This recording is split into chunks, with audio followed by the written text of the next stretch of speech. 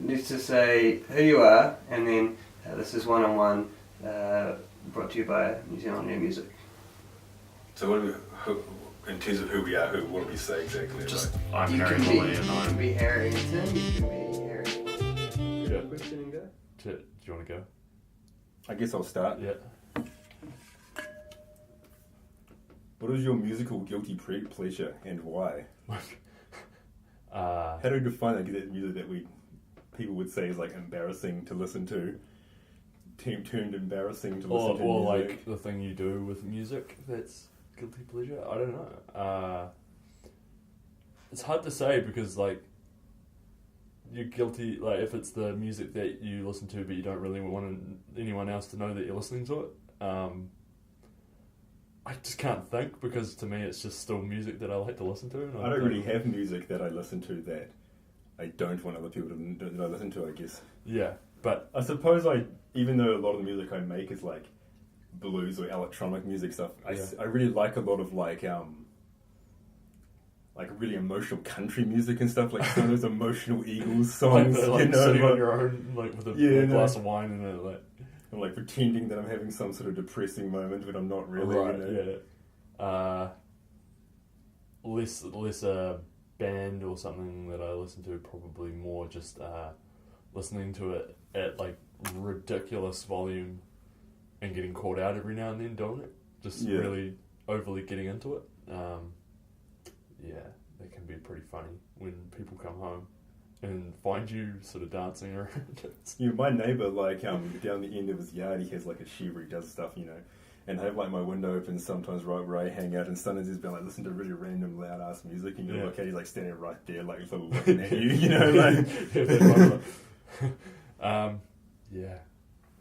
What an interesting one, right? I'm trying to even find what my guilty pleasure is. Yeah, I'd have to think about it for a while, I think. Here we go. Do you think more about the audience or about yourself when you are creating? For the most part, I just create what I think I like and what I think sounds good. Because my theory at this point is, I guess, as you develop as a musician, you develop your taste of what of your own stuff is good, I guess.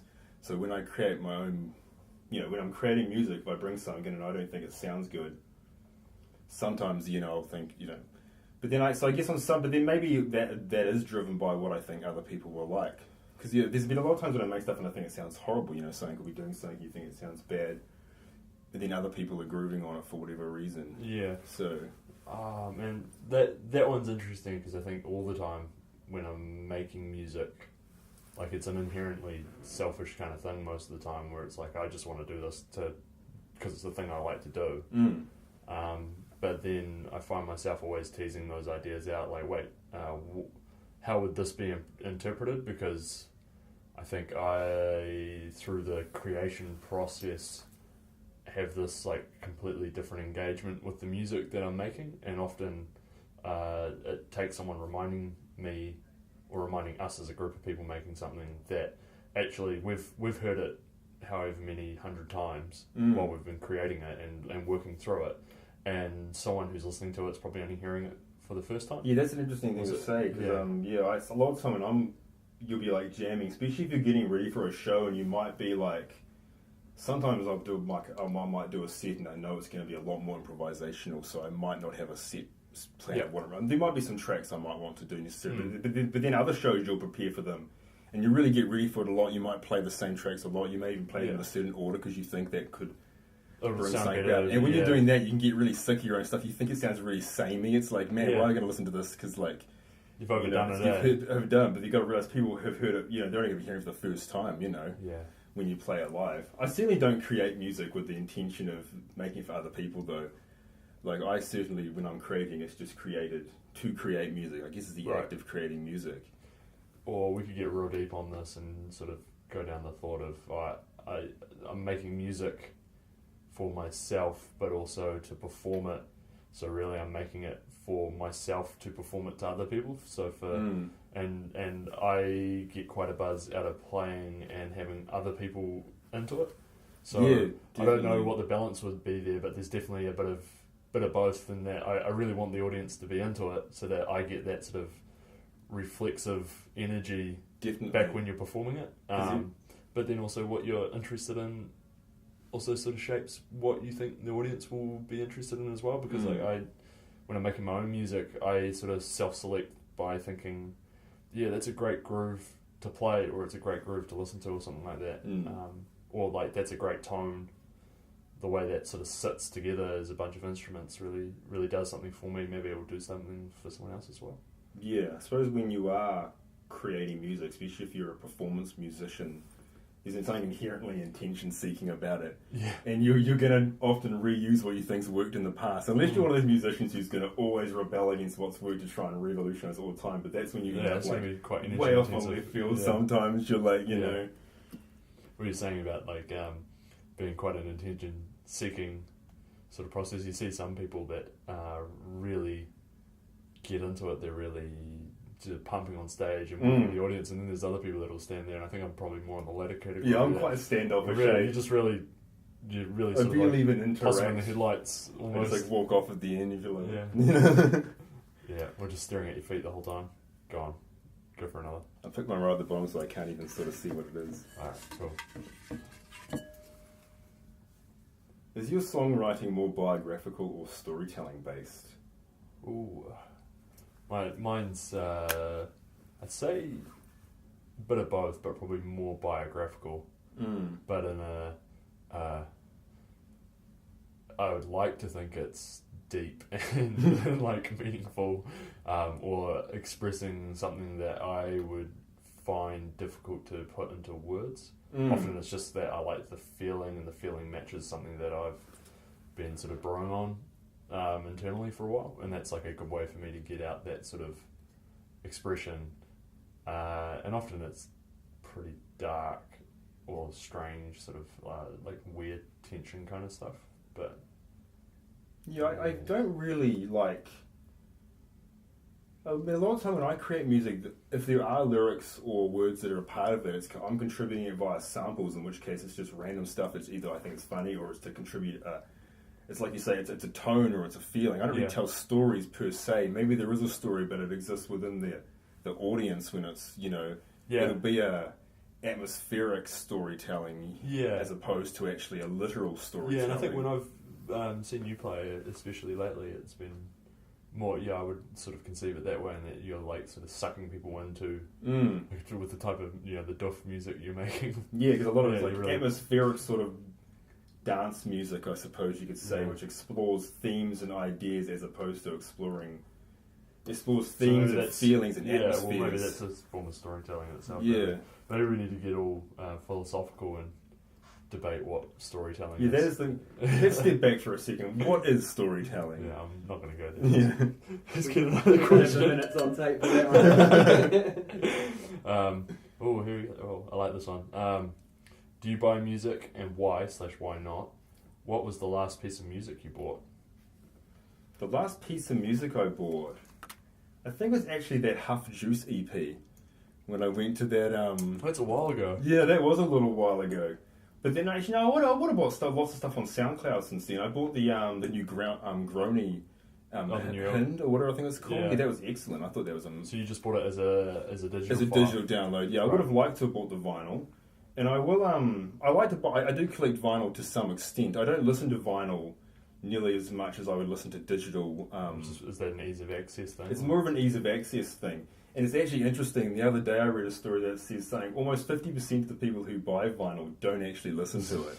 It's more of a thing they buy as a display piece, or they like the aesthetic sort of thing. Or it's a reflection of identity. They like to align themselves with the idea of people who buy vinyl, I suppose, which I like the idea of. Associated with high cultural, high cultural capital and sort of I was just thinking what the last piece of music I bought, and it would have been for someone else actually, but they haven't got it yet, so I can't tell you what it is. But before that, it would have been the new Kane Strang album that came out on via Flying Nun on vinyl. So I quite like purchasing pieces of vinyl. I quite like the physicality because I kind of have hoarding tendencies and love to like possess things. Mm, Even though I definitely. dislike the idea of possessing things, I really like to have them.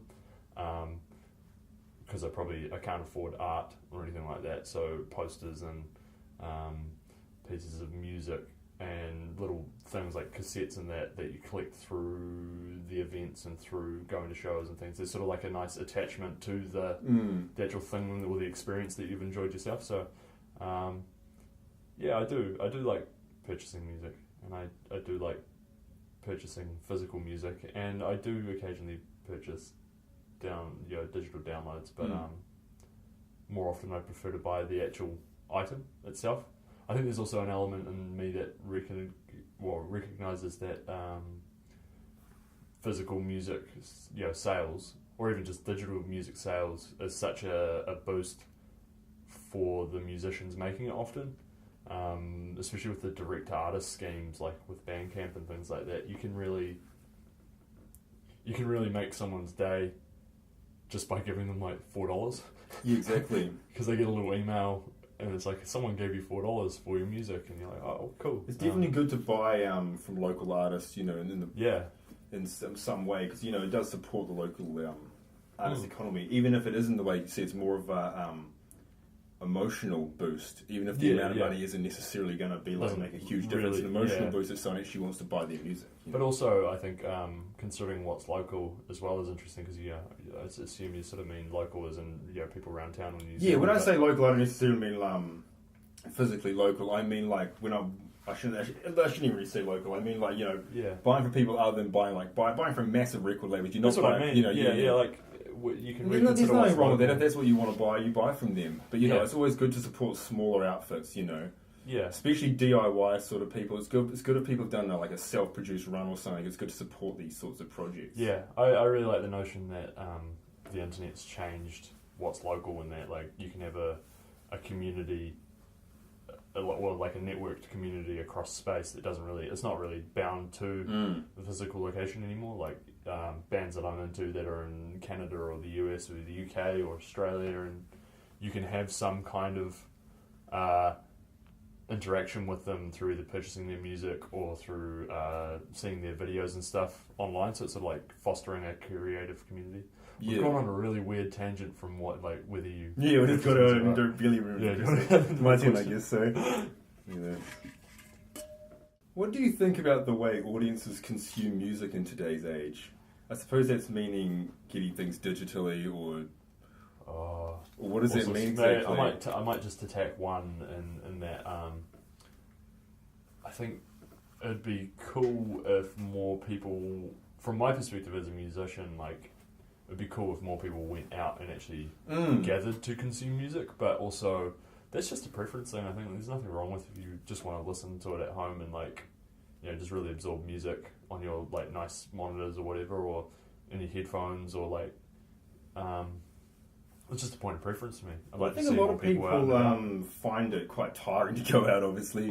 They find it tiring. I guess they can make the argument that it's maybe expensive to go see certain bands play, and certainly it is. I mean, I know that going to see like some big name bands play super expensive, up to $100. But then it's certainly not expensive to pay $10 to go and see people who have actually written their own songs actually play it. Yeah, I think it'd be interesting to re-look at the social stuff around going to consume music, like music as a spectacle, like going to see a band or going to see an artist in a bar or in a space or a gallery, and see like what it is that could be done to sort of make that more of a social thing, because I find it quite social. I know most of my social life is bounded up in like going to shows. Exactly. I don't think it is so much for other people anymore. Well, that's one thing. Like people will go to watch live music. They'll view musicians on different sorts of musicians in different ways, but they'll view different musicians in live performance and like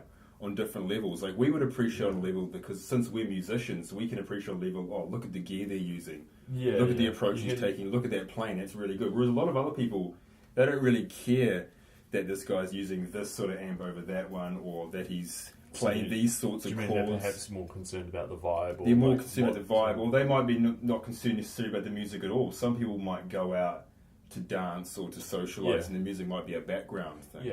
Yeah. Oh, that's interesting. Yeah, another one you could like sort of. Whereas we would kick around have, for days, we eh? appreciate on the level of the musician and the musician, so it's different for us, I suppose. Yeah, I do think there's probably a level of bias in there that you go in and you can't help but think, or I find I can't help but think about the music. But sometimes it's really nice to just like turn up and it's noisy and That's you why don't it's really nice care. to You're just there sometimes to, go and be see in a noisy music space. that you really aren't, music from genres which you really aren't that involved with, I suppose. You know. So you can't judge it on the So you basis can't of judge like, it. how Yeah. good it is within that genre. Yeah, and I suppose Yeah. as musicians you're always inherently going to be critical of other artists, but no matter what sort of musician they are, I suppose you're going to inherently want to judge what they do on some level, not in a bad way. Whether it's public or not, you're like Yeah, I know. judging Yeah, I mean, it, internally you're always going to be, I think. yeah, that's interesting. Maybe not. Maybe some people don't, but I think a lot of artists are always looking at what other artists are doing, considering it. Yeah, or be part of the creative process. Yeah, absorbing because stuff. you're interested in the creative process.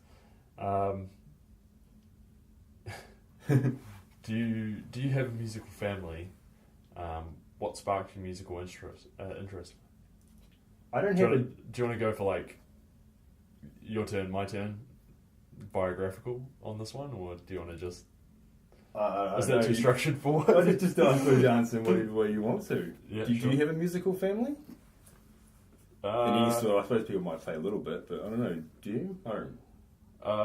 Yeah, like a little bit. I think it became more and more musical as I was growing up. Like Right. it started out, I was the first one really doing any music, but then my brothers got into music in different forms. So whether that just be really appreciating and going to shows, or eventually playing in bands or making their own music. So yeah, I think my interest in music though more sparked out of being into classical music as a kid and playing classical, and then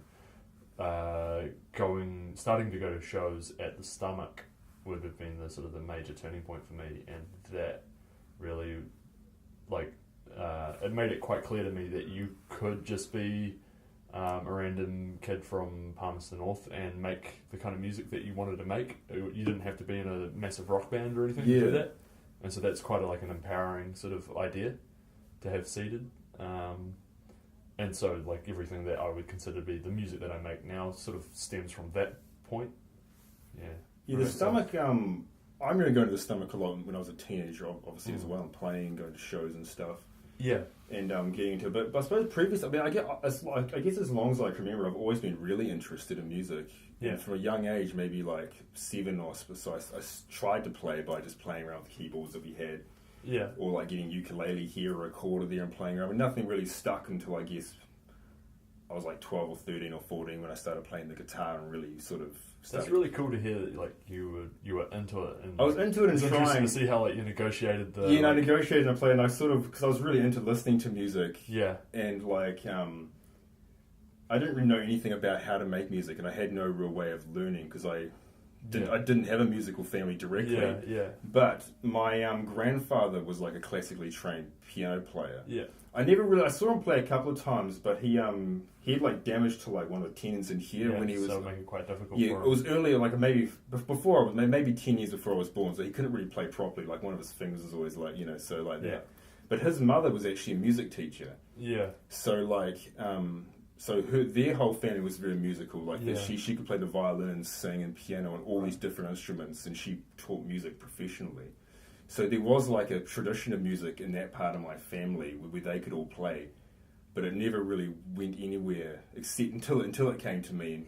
Yeah, that's really interesting. Yeah, because I'm the only person really in my family really around that plays. Yeah, it's funny you say that because I know definitely that my interest in music was supported both just out of turning up and being supportive, and also financially by one of my grandparents who was quite keen to support me to do music. Yeah.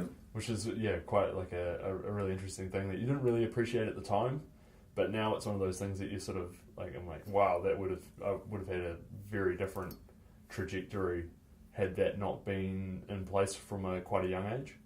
So you can't really. I find it very difficult to like express how grateful I am for that. I don't know if grateful is the right word, but like that's a really amazing part of music for me. Is it started in that place and turned into this? So yeah, I think there's a lot. It's helpful for people like us who started learning when we were very young to have parents and families who support you and help you buy instruments. It's difficult for little kids to buy guitars. Yeah, and stuff like that. And even just like I know just kids trying to buy a pack of strings so that they can. Yeah. Did you get lessons and stuff? Yeah, so you were classically trained. You said Yeah, so I had lessons from when I was like 5. Right. Yeah. No, yeah. I really wish I got lessons because I feel like a lot of the learning I did was like. Because I'm relatively entirely self-taught. I mean, I understand music really quite well now. Like even music. Do you read music and stuff? I don't. I can read music. I can't sight read. I understand music theory relatively well, though. Right. You know, like I can certainly talk about music theory with other musicians and stuff, and it helps me to write music. I mean, a lot of people say that you don't need to learn music theory, and I suppose you can learn a lot without learning music theory. But I certainly think it's good to learn music theory. It sounds like you took the other approach. To also like the opposite approach to me, whereas I feel like my learning music was learning it classically and then breaking out of the classical. Whereas like I find a lot of people I believe you should break out of it. Yeah. Like I think you should learn your scales and learn your chords, but you should use your knowledge of that to break the rules. Yeah, I was just thinking you may have come at this from the other end, which is sort of like the just learning by doing and then turning back to theory to help support your learning. I learned by doing. And I learned basically by just reading a lot on the internet. And when I started playing in bands, I learned from better musicians than me, and stuff like this. And I just picked up little tricks here and there. And then as I started learning theory more, the good thing about when I started learning theory is a lot of the theory supported what I had learned. You know, like my little rules I'd sort of set up all make sense, and they all apply well to the theory. So it all sound, you know. And then but earlier there was things I would have learned that weren't, sound, And I wish, and if I had a teacher earlier on, I would have got better quicker, I reckon, better quicker, but perhaps not as interesting. Maybe not as interesting, that's maybe these little random habits and these little rules you make up because you don't fully understand the rules, because obviously that's where you get creativity. What are rules, though? What are rules?